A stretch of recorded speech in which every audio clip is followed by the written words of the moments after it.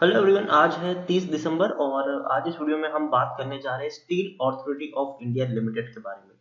देखिए, 70 रुपए के आसपास ये शेयर ट्रेड कर रहा है। आज 8% की एक बहुत बड़ी रैली यहाँ पर हमें देखने को मिली है। शेयर में अगर हम देखिए जिसको हम सेल के नाम से भी जानते हैं, SAIL के नाम से भी हम इसको जानते हैं। तो अभी अगर हम देखें तो पिछले कुछ दिनों से एक लगातार बहुत ही बड़ी रैली यहाँ पर बनी है। इतनी बड़ी तेजी आई है कि इसको पकड़ना तक मुश्किल है। लेकिन अगर आप मेरे चैनल को रेगुलर फॉलो कर रहे हो तो इसके ऊपर मैं इससे पहले भी वीडियो बना चुका हूं और मैंने हर बार आपको बाइंग की सलाह दी है। जुलाई महीने में आप देख सकते हैं कि 35 रुपए के ऊपर शेयर था, तब मैंने कहा था कि बड़ी तेजी आएगी और मैंने रीजंस भी आपको दिए थे कि क्यों तेजी आने की यहाँ पर उम्मीद है। इतना ही नहीं, सितंबर महीने में भी जब शेयर 39 रुपीज के ऊपर था, तब भी मैंने कहा था कि बहुत बड़ी रैली अभी भी यहाँ पर आनी बाकी है। शेयर एकदम रॉकेट बनेगा। रीजन ये था कि चाइना के साथ हमारी जो टेंशन चल रही है उसके चलते जो चाइना स्टील की डंपिंग कर रहा था उसको रोकने की बात चल रही थी इंडिया में। तो कहीं ना कहीं इंडियन स्टील कंपनियों को बहुत बड़ा फायदा इससे मिलने वाला था, क्योंकि अगर हम चाइना की डंपिंग रोकते हैं स्टील की तो कहीं ना कहीं इंडियन कंपनियों को फायदा जरूर मिलता है। और सेल PSU शेयर है, सरकारी शेयर है। उसके अलावा मैंने कहा था कि टाटा स्टील से लेकर JSW स्टील में भी आपको तेजी देखने को मिलेगी और वो सारी तेजी देखने को मिल चुकी है। अब सवाल ये है कि जब इतनी बड़ी रैली यहाँ पर ऑलरेडी आ चुकी है तो क्या अब यहाँ पर खरीदारी करना सही रहेगा कि नहीं, और जिन्होंने खरीदारी की है उनको अब यहाँ पर क्या करना चाहिए। तो वीडियो को मैं शुरू करूँ उससे पहले, अगर आपने अभी तक चैनल को सब्सक्राइब नहीं किया है तो प्लीज अभी इसे सब्सक्राइब कर लीजिए, क्योंकि आगे भी बहुत सारे वीडियोस हैं जो आपको काफी ज्यादा हेल्प करेंगे।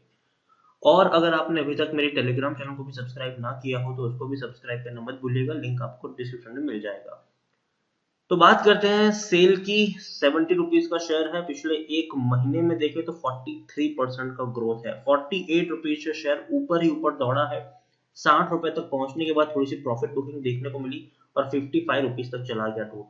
बाद में दोबारा ऐसी तेजी आई कि दोबारा 70 रुपए तक पहुंचने की कोशिश कर रहा है। और डेफिनेटली यहाँ पर आपको थोड़ी सी प्रॉफिट बुकिंग देखने को मिलेगी और शेयर दोबारा से 65 रुपए तक भी जा सकता है, लेकिन उसके बाद दोबारा से हमें तेजी भी देखने को मिल जाएगी।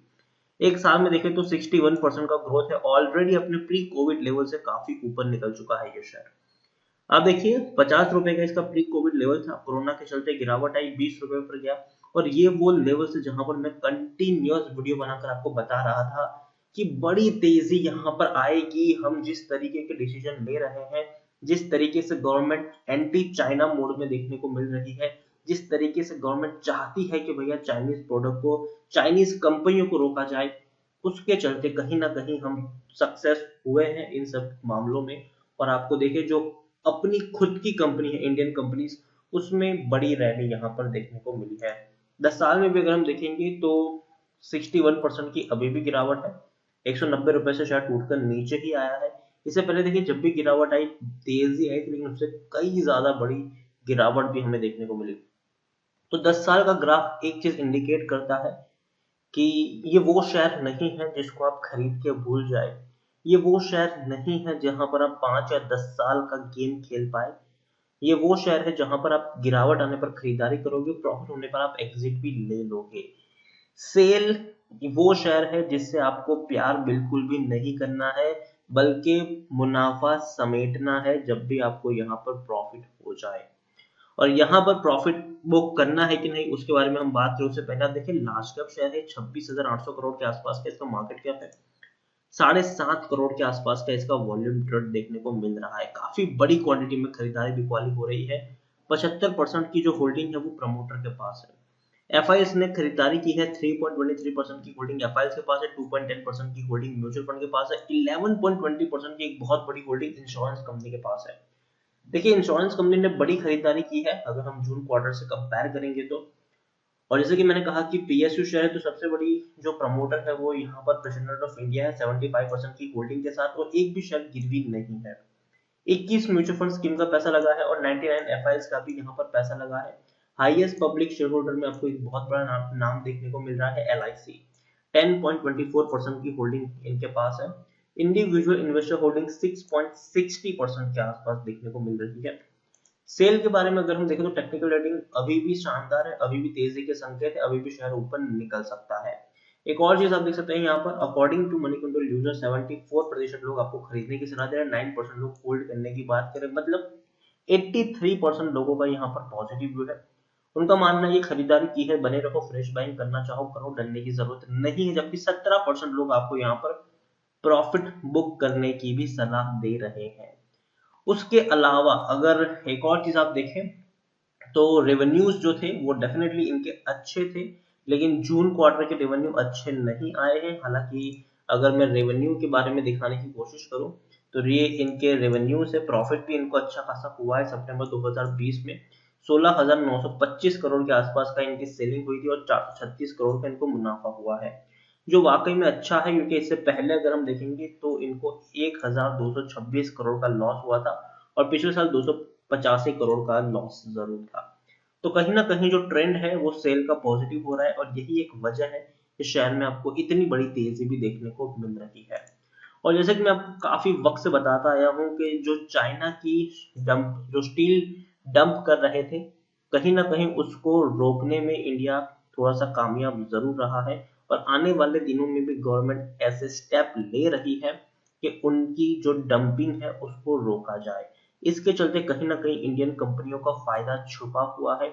लेकिन स्टील की मैं बात करूं, स्टील अथॉरिटी ऑफ इंडिया की अगर मैं बात करूं, तो डेफिनेटली मुझे ये वो शेयर नहीं लगता जहां पर आप खरीद के भूल जाओ। मुझे लगता है कि एक सर्टन तेजी के बाद आपको प्रॉफिट बुकिंग जरूर देखने को मिलेगी और एक दो दिन में ये प्रॉफिट बुकिंग आनी चाहिए। 70 रुपए निकलने के बाद, 70-75 रुपए तक पहुंचने के बाद दोबारा से एक शार्प डिक्लाइन यहाँ पर आ सकता है, जो दोबारा इसको 70 रुपए के आसपास ले के जा सकता है, 65-70 रुपए तक लेके जा सकता है। लेकिन वहां से दोबारा एक तेजी भी आएगी जो इसको दोबारा 80 रुपए तक भी लेके जाएगी। तो अगेन कह दूं, अगर आप अभी भी 1 साल के निवेश का प्लान यहाँ पर रखते हो तो चाहे तो आप यहाँ पर होल्ड कर सकते हो, 80 रुपए तक जाने के चांसेस है इस शेयर के, इसमें कोई शक नहीं है। लेकिन शॉर्ट टर्म में एक गिरावट आपको देखने को मिलेगी और उस गिरावट में मैं यही कहूंगा आपसे कि अगर आप 1 साल तक रुक सकते हो तो बने रहो यहाँ पर और गिरावट में और क्वांटिटी ऐड करो। लेकिन अगर आप शॉर्ट टर्म के मेहमान हो तो आपको बिकवाली करनी चाहिए यहाँ पर और गिरावट आने पर दोबारा से खरीदारी वहां पर कर लेनी चाहिए।